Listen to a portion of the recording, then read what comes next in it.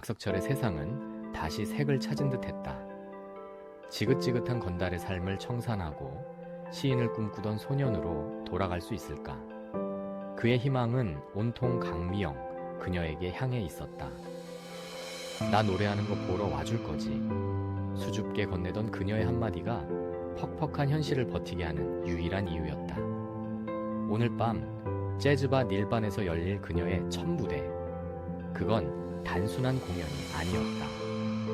과거의 그림자를 걷어내고 서로에게 한 걸음 더 다가서는 이정표였다. 석철은 낡은 양복을 몇 번이나 매만졌다. 주먹보다 펜을 쥐고 싶었던 지난 날처럼 그는 오늘만큼은 가장 평범하고 좋은 남자로 보이고 싶었다. 약속할게, 미영가.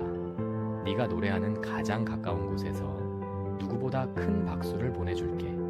그 다짐이 깨지기 전까지는 세상 모든 것이 완벽했다.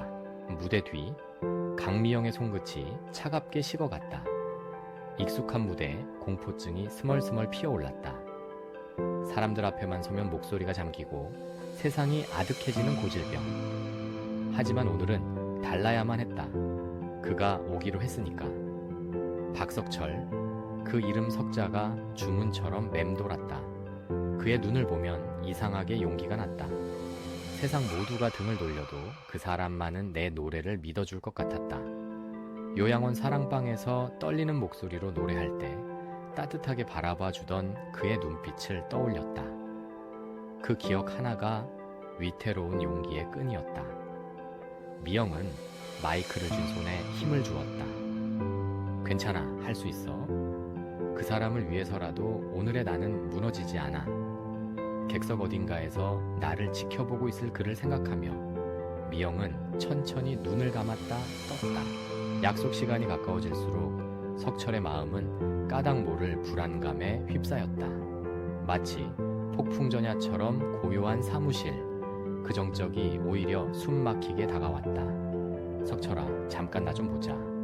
김창수 회장의 목소리는 평소와 달리 낮게 깔려 있었다. 그의 부름의 자리에서 일어서는 순간 석철은 직감했다. 오늘 밤 무사히 미영에게 갈 수 없을지도 모른다고. 아니나 다를까 창수의 입에서 나온 이름은 강태훈이었다. 숙명의 라이벌, 삼중언설의 그놈. 태훈이 쪽에서 움직임이 심상치 않다. 그 한마디에 심장이 쿵 내려앉았다. 하필 오늘, 하필 지금이어야 했을까? 석철의 시선이 다급하게 시계를 향했다. 미영의 무대가 곧 시작될 시간이었다. 제발 아무 일도 아니기를. 그의 간절한 바람은 곧 산산조각날 운명이었다. 3구역 현장에 문제가 생겼다. 수화기 너머로 들려오는 다급한 목소리. 오산결 상무였다. 강태훈 쪽 놈들이 세입자들을 선동해 아수라장을 만들고 있다는 얘기였다. 젠장, 역시 그놈들이었어. 석철은 입술을 깨물었다. 이거 해결 못하면 너 이 바닥 드는 거 다시 생각해봐야 한다. 상열의 말은 비수처럼 날아와 박혔다. 미영과의 미래를 위해 어떻게든 끝내야만 하는 일이었다. 하지만 지금 발길을 돌리면 미영과의 약속은 물거품이 된다. 그녀가 얼마나 기다릴지, 또 얼마나 실망할지 생각만 해도 가슴이 저며왔다. 머릿속에서 이성과 감성이 치열하게 싸웠다. 가야만 한다. 하지만 가고 싶지 않다. 그때 책상 위 휴대폰이 다시 울렸다. 발신인은 강태훈, 오래된 친구이자 이제는 적이 되어버린 남자. 석철은 차마 그 전화를 받지 못했다. 결국 석철은 자리에서 일어섰다. 미영가 미안해. 정말 미안해. 마음속으로 수백 번 외쳤지만 그 목소리는 그녀에게 닿을 수 없었다. 꼭 가야만 하는 이유를 설명할 수도 없었다. 자신의 더럽고 지긋지긋한 현실을 막 날개를 펴려는 그녀에게 보여주고 싶지 않았다. 금방 다녀올게. 어떻게든 시간을 내서 갈게. 스스로를 다독이며 사무실을 나서는 그의 등은 그 어느 때보다 무거워 보였다. 그가 떠난 자리에 남은 휴대폰 화면이 꺼졌다. 같은 시각 닐바나의 문이 열렸다. 한 남자가 익숙하다는 듯 안으로 들어섰다. 부드러운 미소, 석철과는 모든 것이 달라 보이는 남자 강태훈이었다. 그는 객석 가장 좋은 자리에 앉아 아직 비어있는 무대를 물끄러미 바라보았다. 운명의 추가 다른 방향으로 기울기 시작했다. 드디어 무대 위로 조명이 쏟아졌다. 미영은 애써 웃으며 객석을 둘러보았다. 하지만 약속했던 그 자리, 가장 잘 보이는 그곳은 텅 비어 있었다. 심장이 철렁 내려앉는 기분. 혹시 무슨 일이 생긴 걸까? 아니면 내가 너무 기대했던 걸까? 수만 가지 생각이 머릿속을 헤집었다. 목이 타들어가고 마이크를 쥔 손에 땀이 찼다. 다시 찾아온 공포. 이대로 주저앉아 버리고 싶었다. 그때 요양원에서 그가 했던 말이 귓가에 울렸다. 내 노래는 그대로도 충분해. 그래, 그가 오지 않았다고 해서 내 노래가 사라지는 건 아니야. 미영은 눈을 질끈 감았다. 그를 위해 부르려던 노래였다. 하지만 이제는 나 자신을 위해 불러야 했다.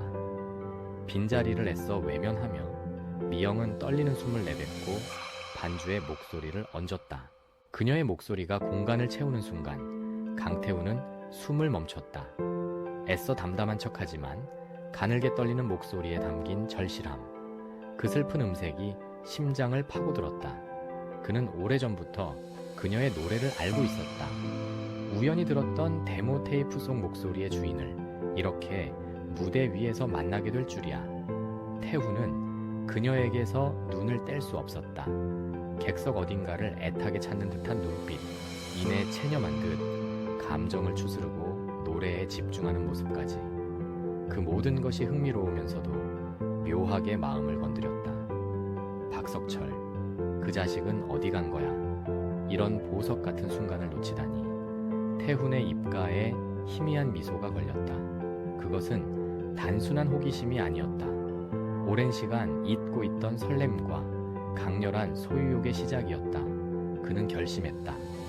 오늘 이 여자의 이름을 반드시 알아내겠다고. 첫 소절은 위태롭게 흔들렸다. 하지만 노래가 계속될수록 미영의 목소리는 점차 안정을 찾아갔다. 눈앞의 빈자리가 아팠지만 오히려 그 아픔이 노래에 녹아들었다. 기다림, 실망, 그럼에도 놓을 수 없는 희망. 그 모든 감정이 선율이 되어 흘러나왔다. 이 노래를 듣고 있을까? 어딘가에서 지금 이 순간 나를 생각하고 있을까? 미영은 더 이상 객석을 보지 않았다. 오직 노래에만 모든 것을 쏟아부었다. 이건 당신을 향한 나의 고백이자 스스로에게 건네는 위로라고. 버거운 현실 속에서도 꿈을 놓지 않았던 지난 날들이, 그를 만나 다시 용기를 얻었던 순간들이 주마등처럼 스쳐 지나갔다. 노래가 끝나자 짧은 정적이 흘렀다. 그리고 곧이어 터져나온 박수 소리. 미영은 벅차오르는 감정에 고개를 숙였다. 눈물이 핑 돌았지만 후회는 없었다. 그가 없어도 나는 해냈다. 공연을 마치고 무대 뒤로 돌아온 미영은 벽에 기댄 채 가쁜 숨을 몰아쉬었다. 다리가 후들거리고 온몸에 힘이 빠졌다. 안도감과 함께 밀려드는 깊은 허탈감. 결국 그는 오지 않았다. 그때였다. 노래 잘 들었습니다. 부드러운 중저음의 목소리에 고개를 들었다. 처음 보는 남자였다. 하지만 어디선가 본 듯한 얼굴. 아, 오디션장에서 마주쳤던 그 남자. 강미영 씨, 맞으시죠? 그는 자신의 이름을 알고 있었다. 미영이 경계심 어린 눈으로 그를 바라보자 남자는 자신을 소개했다. 강태훈이라고 합니다. 그 이름은 낯설었지만 그를 바라보는 남자의 눈빛은 낯설지 않았다. 그것은 뜨거웠고 또렷했으며 어딘가 위험한 호기심으로 가득 차 있었다. 미영은 저도 모르게 뒷걸음질 쳤다. 오늘 무척 인상 깊었습니다. 강태훈은 미영의 긴장을 풀어주려는 듯 부드러운 미소를 지어 보였다. 혹시 기다리는 분이라도 있었나 봅니다. 노래에 그런 감정이 묻어나던데. 그의 말에 미영은 심장이 덜컥 내려앉았다. 속마음을 들켜버린 기분이었다. 아무 말도 못하고 입술만 달싹이는 미영에게 태훈은 명함 한 장을 건넸다. 삼중원설 강태훈입니다. 미영 씨의 노래를 제대로 후원해주고 싶습니다. 거부하기 힘든 제안이었다. 하지만 미영은 왠지 모를 불안감에 선뜻 명함을 받지 못했다. 그의 친절함 뒤에는 석철의 빈자리를 채우려는 듯한 노골적인 의도가 숨어 있는 것 같았다. 왜 박석철 그 친구가 마음에 걸립니까? 태훈의 입에서 나온 석철의 이름. 미영의 눈이 동그래졌다. 이 남자 석철을 알고 있다. 현장은 아수라장이었다. 석철은 엉망이 된 몸을 이끌고 간신히 사태를 수습했다. 온몸이 욱신거리고 입가에선 비릿한 피맛이 났다. 하지만 아픈 것보다 더 견디기 힘든 건 미영을 향한 미안함이었다. 그는 차를 몰아미친 듯이 닐바나로 향했다. 제발 아직 그녀가 남아있기를. 내가 설명할 기회를 주기를. 하지만 텅 빈 가게 안은 모든 것이 끝났음을 말해주고 있었다. 미영씨, 조금 전에 어떤 남자분이랑 나갔는데요. 바텐더의 말에 석철의 머리가 띵 울렸다. 남자? 누구? 아주 신사처럼 생긴 분이었어요. 차도 좋아 보이던데. 석철의 머릿속에 한 사람의 얼굴이 떠올랐다. 설마 강태훈? 불길한 예감은 현실이 되어 그의 심장을 차갑게 옥죄어 왔다. 석철은 그대로 밖으로 뛰쳐나갔다. 태훈의 차는 부드럽게 미영의 집 앞에 멈춰섰다. 데려다 주셔서 감사합니다. 미영은 서둘러 채서 내리려 했다. 태훈과 단둘이 있는 이 공간이 숨 막히게 불편하게 느껴졌기 때문이다. 석철이와는 어떤 사이입니까? 태훈의 질문이 미영의 움직임을 붙잡았다. 그냥 어릴 적 친구예요. 친구라기엔 서로를 보는 눈빛이 애틋하던데. 태훈은 집요하게 파고들었다. 그의 시선이 부담스러워 고개를 돌리는 순간 미영의 눈에 익숙한 인형이 들어왔다. 골목 어귀에 서서 이쪽을 바라보고 있는 남자. 박석철이었다. 헝클어진 머리, 찢어진 옷, 상처난 얼굴. 그는 왜 저런 모습으로 저기에 서 있는 걸까? 그리고 왜 자신을 보고도 다가오지 않는 걸까? 두 사람의 시선이 허공에서 부딪혔다. 석철의 눈에는 깊은 절망과 오해가, 미영의 눈에는 당혹감과 서운함이 가득했다. 석철은 차마 다가갈 수 없었다. 고급스러운 차, 그 안에 나란히 앉은 두 사람. 그리고 멀끔한 모습의 강태훈과 그런 그를 바라보는 미영. 그 모습이 마치 완성된 그림 같아서 자신이 끼어들 자리는 없어 보였다. 지금 다가가서 무슨 말을 할 수 있을까? 몸성이 오겠다던 약속은 지키지 못했다. 대신 엉망진창인 몰골로 나타나 그녀에게 실망만 안겨줄 뿐이다. 내가 왜 이 꼴이 됐는지, 밤새 무슨 일이 있었는지 차마 설명할 수가 없었다. 자신의 어두운 세계를 그녀의 빛나는 세상에 끌어들일 순 없었다. 석철은 결국 고개를 돌렸다. 침묵은 때로 가장 큰 오해를 낳는 법이다. 그의 침묵은 미영에게 상처가 되어 가슴에 깊이 박혔다. 그가 한 걸음 멀어지고 있었다. 석철이 사라진 방향을 미영은 만견히 바라보았다. 실망한 걸까? 화가 난 걸까? 아니면 이제 내가 귀찮아진 걸까? 눈물이 핑 도는 것을 애써 참았다. 상처받은 것 같군요. 태훈의 목소리가 그런 그녀의 마음을 파고들었다. 석철이는 원래 그런 놈입니다. 소중한 게 뭔지 알면서도 지킬 방법을 모르는 놈. 그의 말은 석철을 비난하는 듯했지만 오히려 미영을 위로하는 것처럼 들렸다. 하지만 미영씨, 당신은 다릅니다. 태훈은 미영의 뺨에 흐르는 눈물 한 방울을 조심스럽게 손가락으로 닦아주었다. 그의 손길에 미영은 저도 모르게 몸을 떨었다. 당신 같은 사람은 상처가 아니라 빛을 받아야 합니다.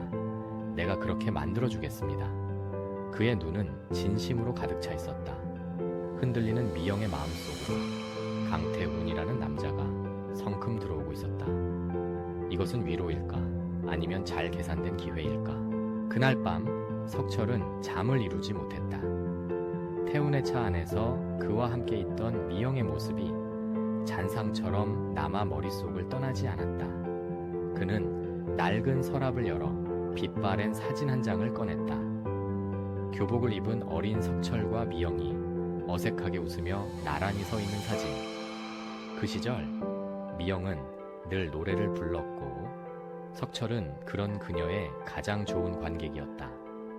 세상 무서울 것 없던 시절 그녀의 노랫소리만 들으면 지긋지긋한 현실도 잠시 잊을 수 있었다. 나중에 꼭 유명한 가수가 될 거야. 그럼 난 평생 내 노래만 들을게. 풋풋했던 약속, 순수했던 마음, 그 모든 것이 마치 어제의 일처럼 선명한데 현실은 너무도 멀리 와버렸다. 사진 속 미영의 웃는 얼굴 위로 석철의 후회 가득한 눈물이 뚝 떨어졌다. 돌아가고 싶다. 모든 것이 어긋나기 전 그때로. 다음날 미영은 밤새 고민하다 결국 강태훈에게 먼저 연락했다. 석철에 대한 서운함 때문인지 아니면 자신의 꿈에 대한 절실함 때문인지 스스로도 마음을 종잡을 수 없었다. 생각해봤습니다. 회장님의 제안. 약속 장소에 나타난 태훈은 여전히 젠틀했다. 그는 미영에게 정식으로 계약서를 내밀었다. 최고의 작곡가 세션, 녹음실. 가수 지망생이라면 누구나 꿈꿀 법한 조건이었다. 박석철 생각은 안 해도 됩니다. 태훈은 미영의 마음을 꿰뚫어 보듯 말했다. 이건 비즈니스입니다. 미영 씨의 재능에 대한 투자죠. 그의 말은 합리적이었고 흔들리지 않았다. 석철이 주었던 위로가 따뜻한 위안이었다면 태훈이 내민 기회는 차갑지만 확실한 현실이었다. 미영은 마른 침을 삼키며 계약서를 내려다보았다. 이 펜을 잡으면 어떤 미래가 펼쳐질까? 석철의 사무실에 태훈이 예고 없이 찾아왔다. 두 남자는 오랜만에 독대했다. 오래된 친구였지만 이제 두 사람 사이에는 싸늘한 긴장감만이 감돌았다. 미영씨, 내가 키워보기로 했다. 태훈은 담배 연기를 뿜으며 아무렇지 않게 말했다. 석철의 주먹이 부르르 떨렸다. 무슨 꿍꿍이야. 그 애한테서 손떼. 꿍꿍이? 글쎄, 재능 있는 신인을 발굴하는 것뿐인데. 태훈은 비릿하게 웃었다. 네가 지켜주지 못하는 걸 내가 대신 지켜주겠다는 거다. 그늘진 곳에 있는 너와는 달리 나는 환한 빛을 선물할 수 있거든. 그것은 명백한 도발이었다. 네가 사랑하는 여자를 너의 무능함 때문에 내가 빼앗겠다. 석철은 태훈의 멱살을 잡고 싶은 충동을 가까스로 억눌렀다. 전쟁은 이미 시작되었다. 미영을 사이에 둔 두 남자의 싸움이. 집으로 돌아온 석철은 마루에 홀로 앉아있는 아버지 박실곤과 마주쳤다. 아버지는 아무 말 없이 소주잔만 기울이고 있었다. 내가 누구 때문에 이 짓을 시작했는데. 지난날 아버지에게 울분을 토했던 기억이 떠올랐다. 감옥에 간 아버지를 대신해 가족을 건사하기 위해 어쩔 수 없이 주먹을 잡아야 했던 과거. 아버지는 그때부터 석철에게 죄인이었다. 하지만 오늘따라 그의 넓었던 등이 유난히 작아 보였다. 석철아, 힘든 일 있냐? 아버지가 무심하게 툭 던졌다. 석철은 아무 대답도 하지 못했다. 미영과의 일이, 태훈과의 갈등이 결국은 자신이 벗어나지 못하는 이 건달의 세계에서 비롯된 것임을 알고 있었기 때문이다. 아들을 자신과 똑같은 길로 밀어 넣은 것을 후회하는 아버지. 그 아버지를 원망하면서도 똑같이 닮아가는 아들. 두 사람의 깊은 침묵이 집안을 가득 메웠다. 미영은 결국 계약서에 사인을 했다. 이것이 옳은 선택인지는 알 수 없었다. 하지만 더 이상 주저앉아 있을 수만은 없었다. 석철을 향한 감정과는 별개로 자신의 삶을, 자신의 꿈을 지켜내고 싶었다. 태훈은 곧바로 미영을 위한 팀을 꾸렸다. 미영은 난생 처음으로 최고의 시설에서 자신의 노래를 녹음하기 시작했다. 모든 것이 꿈만 같았다. 하지만 문득문득 마음 한 구석이 텅 빈 것처럼 허전했다. 이 기쁨을 가장 나누고 싶은 사람, 그가 곁에 없다는 사실이 가장 빛나는 순간을 슬프게 만들었다. 녹음실 부스 너머에서 태훈이 만족스러운 미소로 그녀를 바라보고 있었다. 그의 눈빛은 친절했지만 미영은 그가 만든 화려한 세장 속에 자신이 갇히고 있는 것은 아닌지 묘한 불안감을 떨칠 수 없었다. 밤늦게 녹음을 마친 미영을 태훈이 집까지 바래다 주었다. 그 모습을 골목에 숨어있던 석철이 모두 지켜보고 있었다. 차가 떠나고 미영이 집으로 들어가려던 순간 석철이 그녀의 앞을 막아섰다. 그 사람 만나지 마. 석철의 목소리는 낮고 절박했다. 왜? 네가 뭔데 나한테 이래라 저래라야. 미영도 지지 않고 쏘아붙였다. 약속을 어긴 건 너잖아. 나를 비참하게 만든 건 너잖아. 그놈은 위험한 놈이야. 네가 생각하는 그런 사람이 아니라고. 위험한 사람? 건달인 너보다 더? 미영의 말은 칼날이 되어 석철의 가슴을 찔렀다. 그 순간 태훈에게서 전화가 걸려왔다. 스피커폰으로 바뀐 태훈의 목소리가 흘러나왔다. 미영씨, 집에 잘 들어갔어요? 아, 참. 오래전 명산시에서 갑자기 떠나야 했던 이유, 이제는 말해줄 수 있습니까? 그 말에 미영의 얼굴이 새하얗게 질렸다. 석철은 얼어붙었다. 강태훈, 그가 어떻게 그 과거를 알고 있는 거지?